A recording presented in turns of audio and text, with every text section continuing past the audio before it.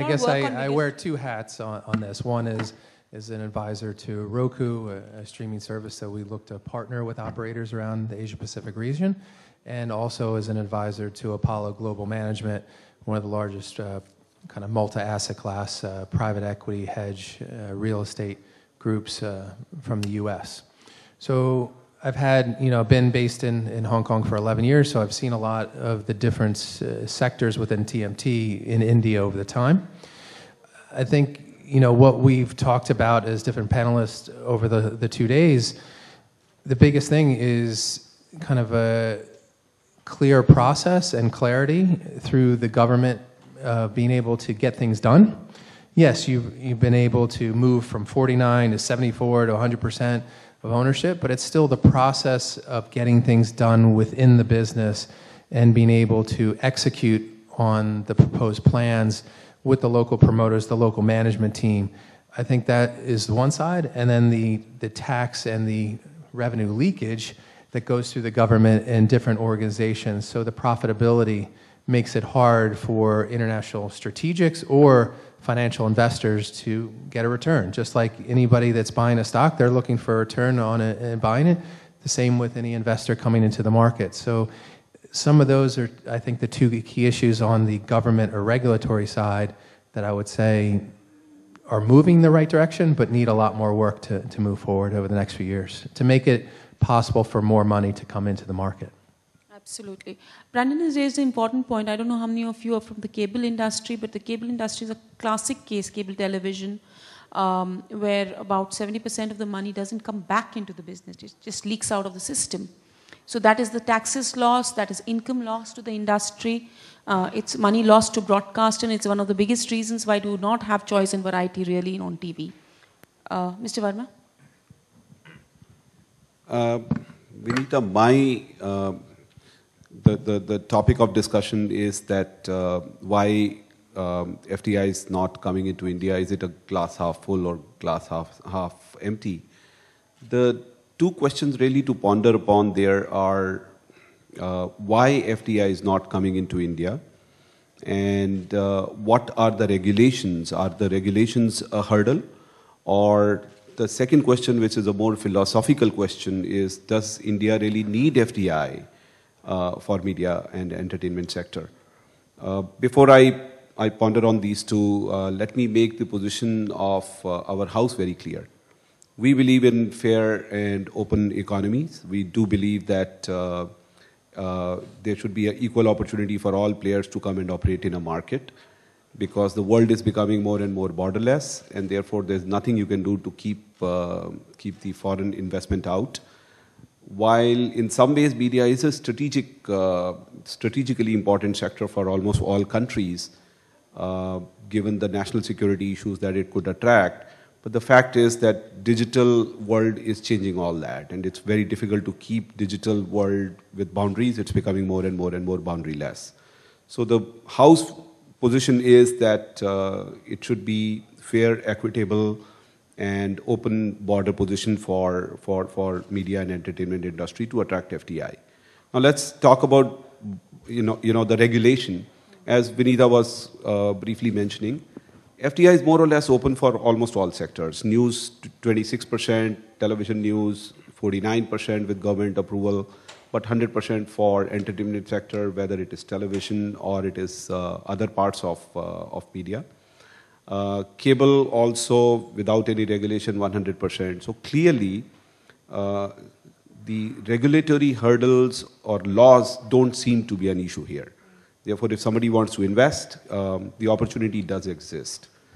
Then the question is why that investment is not coming, why people are not breaking walls to come in and make investments here. Part of the reason could be lying in the fact that India is a relatively different market relative to most markets in the world, because media business here depends a lot on advertising revenues. Even in TV, for instance, 65% of revenues are coming from advertising.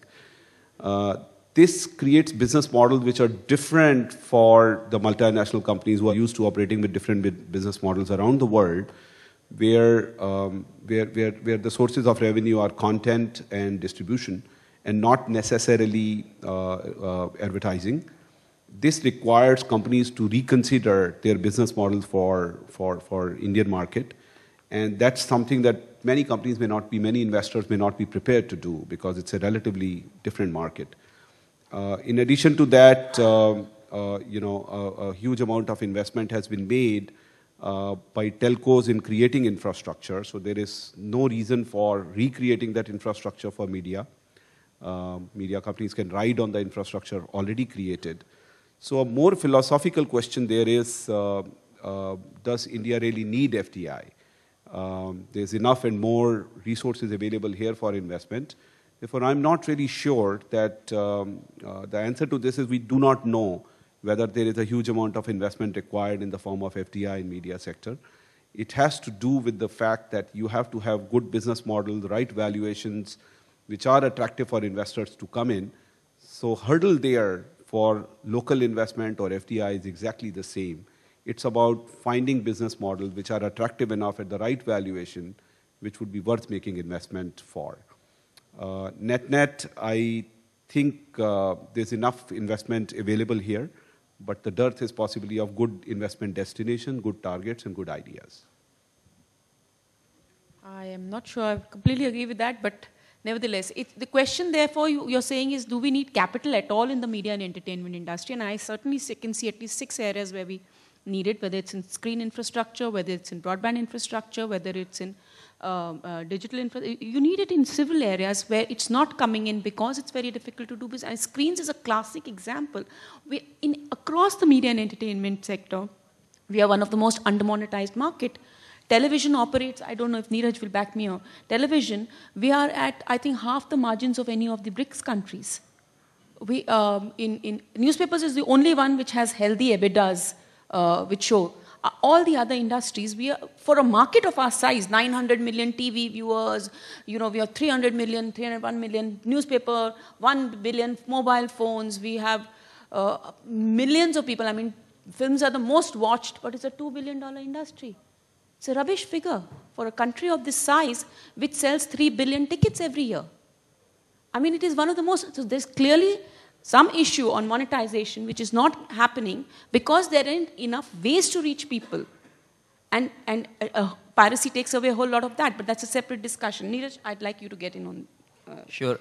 Let me add a different flavor to the discussion, 2 facets. One is, as I talk to some of the, there are many media houses which are single country media houses, right? But there are many which are global as well. Some are in India, and some others, over the years, we've had conversations that they've evaluated India. So one of the things they are also thinking about is when they get in, do they get into what they call traditional media versus new age media, right? So given in their countries, the digital evolution has been maybe a few years ahead of what is happening here, they feel maybe what they want to get in is the more digital side of the world, right? So last few years, at least I've seen from close quarters, some conversations where they want to get into digital assets on the media side, but the valuations have also not been easy for them to cut a big check, right? So they've come close to thinking about it, but they said, look, is this size of the check well worth it? That's one question I've seen as a very real question, yeah? The second question which we are not putting on the table, where I think India is uniquely advantaged, is we have so much creative talent. So auto industry, IT industry has used India as a destination for the rest of the world to leverage that. For some reason, this industry has, and the reason often quoted are this very creative art, you have to work closer to you can't do it remotely, etc., etc. I'm sure technology can allow you to find ways, because that can create a positive virtuous cycle. You come for that. It happened in the IT industry. A lot of people came for using India for that, and they started using other advantages for India as a market as well. On the films, I think the narrative maybe, our real estate costs are quite prohibitively high. So we can have a separate discussion on screens. There is most of the revenue is weekend centric. We're not, there's a bunch of whole host of things which is a different thing with the screens. Agreed, completely agreed. Mr. Roy? First of all, I'm not a good speaker at all. I do believe in action. Basically, I am an engineer, but my passion took me to the film industry 10 years back.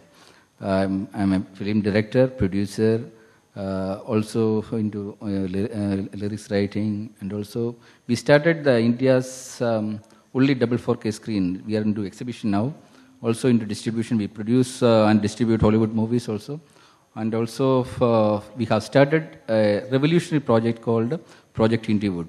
It's a $10 billion project to revolutionize the Indian film industry. There is a short video. I think that video will talk better than me. Can you just play that video?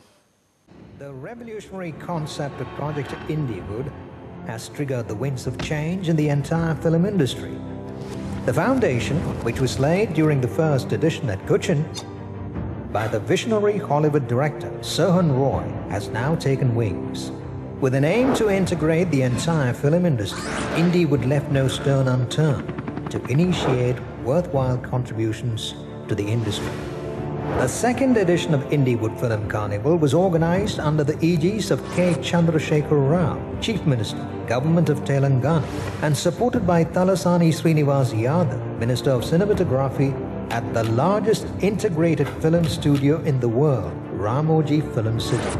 15 events, 4 days, and 1 destination.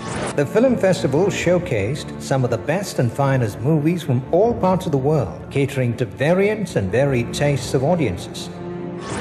Featuring around 135 movies from over 42 countries, the Student Short Film Corner was also organized during All Lights India International Film Festival to encourage budding artists and wannabe filmmakers.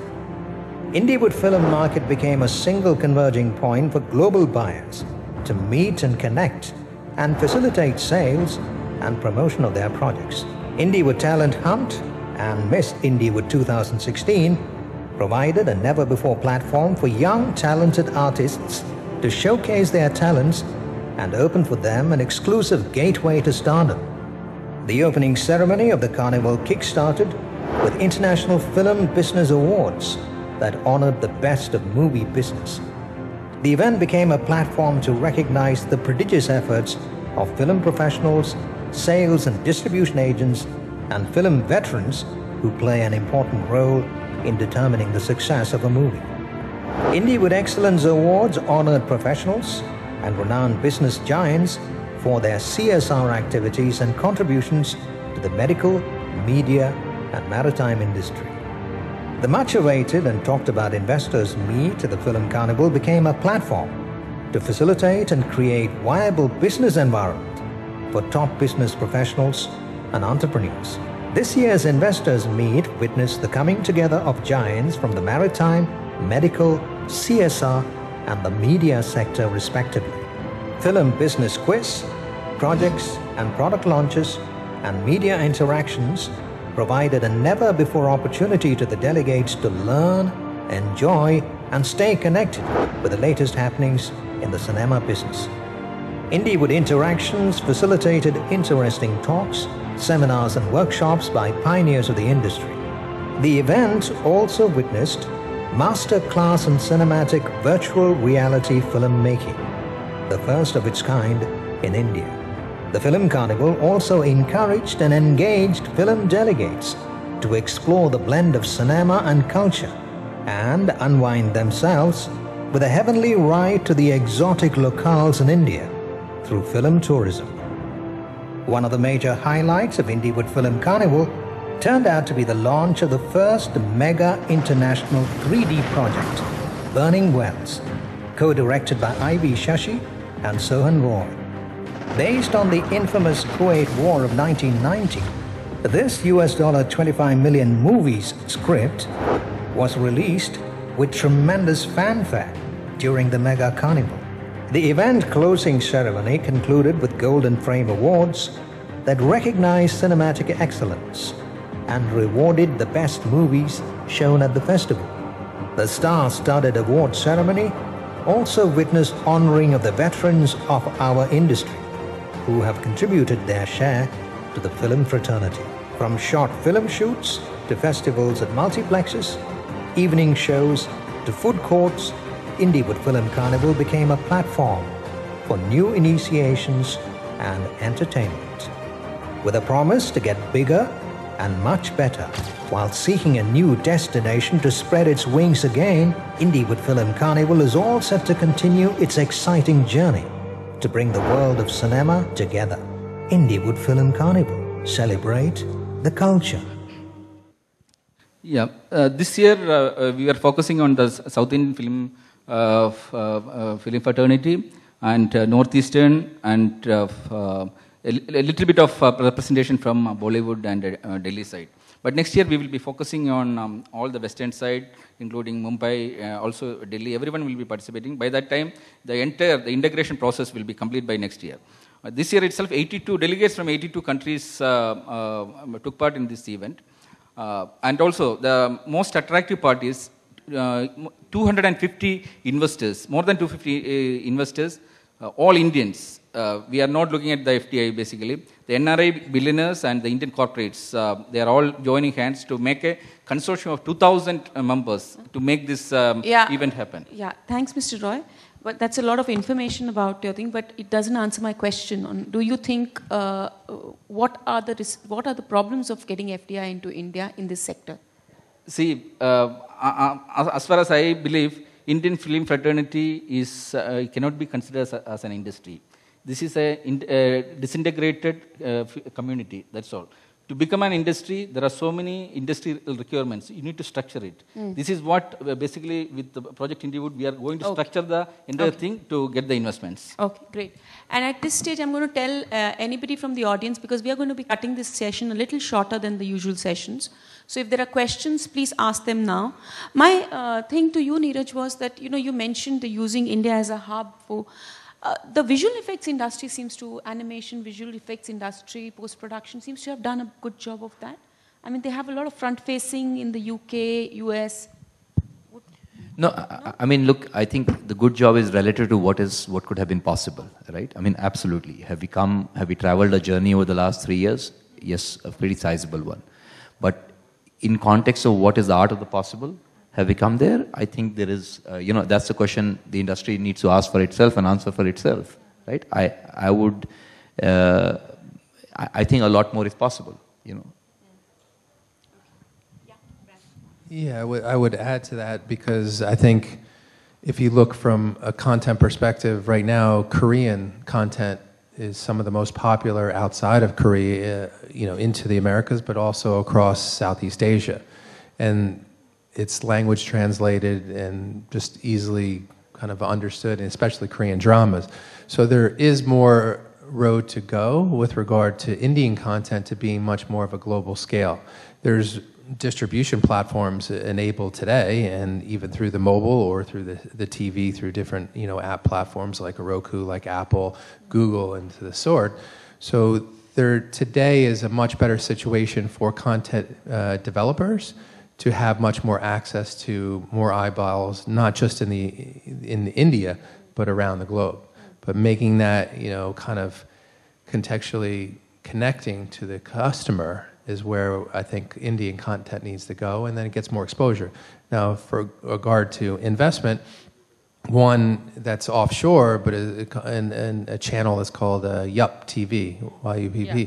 They just raised $50 million US, and it is Indian and South Asian content, but they're US based, even though it's... They're very, very well focused also. I think Yup TV is, it's South Asian diaspora, they focus very hard. Targeted, so I mean, similar to like a Drama Fever is a Korean one. So they were able to get the access to capital because they've been able to access the consumer with the amount of people who have downloaded their app and being able to view that. Mm-hmm. So you do see capital flowing into the media space, but it's not maybe flowing enough directly into India. It's more offshore of taking Indian content to other markets. Mm.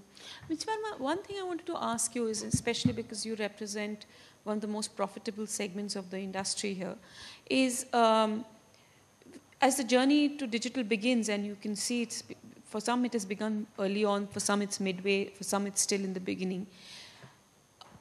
Is capital going to be a differentiator or a barrier for which some of the bigger guys? Because I can see a whole lot of well-funded news apps So, you have a Daily Hunt and an InShots and there are dozens of them, I just did a huge piece of work on them. And you have the independents, whether it's a Wire or Scroll or Quartz, etc. And then, of course, you have HT and all the other mainstream brands.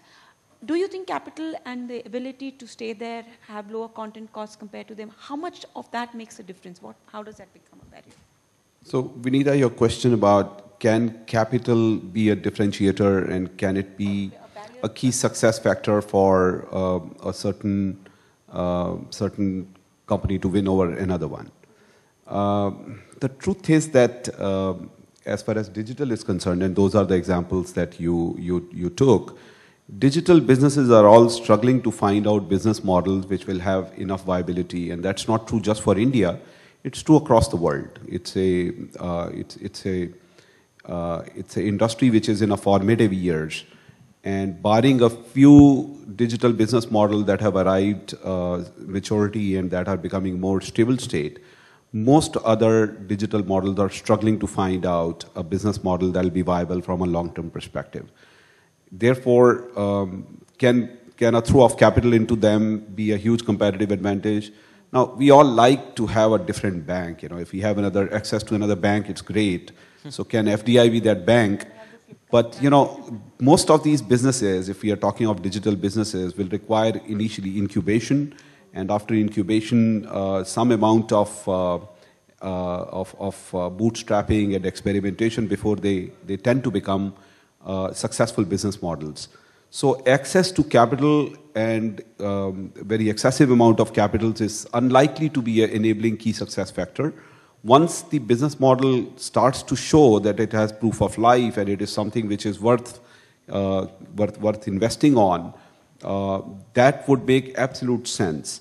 So therefore, I don't believe that at the stage of development at which Indian economy is and digital businesses in India are, access to capital is going to prove to be an enabling factor or a success factor. It is the creation of good ideas and then those ideas turning into sustainable business models which will make the difference. Very, very well said. Well said. Especially when I look at news startups in the news and the OTT space, the over-the-top, the video app space. I always wonder. Neeraj, I wanted to get you in here. What do you see? In a market like India, I understand that, let's say, Netflix has a model where, price arbitrage is working there. In a market like India, what, besides native advertising, I can't see anything which can work for these guys. What? So, I'll say a couple of things. One, and please, questions. I agree with Rajiv's point. So, if you look at all the unicorns today in the world, if you add the profit of all the unicorns are the firms which are valued at $1 billion and beyond, right? If you add the profit of all the unicorns in the world put together, you know how much it is? It's actually zero. Some do make money, but many don't. So there is, the digital business models, though, the fact that digital and technology acceleration is here to stay, I completely agree with. But have the right answers been found? I think that's a big question mark, right? So I do agree with the point Rajiv is making. To the point you are saying, see, India has always been a very value price conscious market, right? The one thing our work has shown is, and I talked a little bit about it yesterday, the cost per impression or the cost per click, a generic cost per impression and a generic cost per click to a contextual cost per impression and a contextual cost per click, the gap is 5 times. So we worked with some of the new age companies in India as well, which had context of a customer. I want to go to a restaurant. They had context of what they were trying to do. The ads they could get, for example, the price they could get was 5 times or 6 times more than otherwise, right? As technology becomes pervasive, I think media companies have a unique advantage to use big data and analytics, not only in the creation and sourcing side, but on the monetization side. I see that as a big opportunity, coming up. While it also creates threat for them that near competition is on the horizon and, you don't know what is lurking out there. But to be able to monetize the customer eyeballs they have with context, that can be a huge opportunity.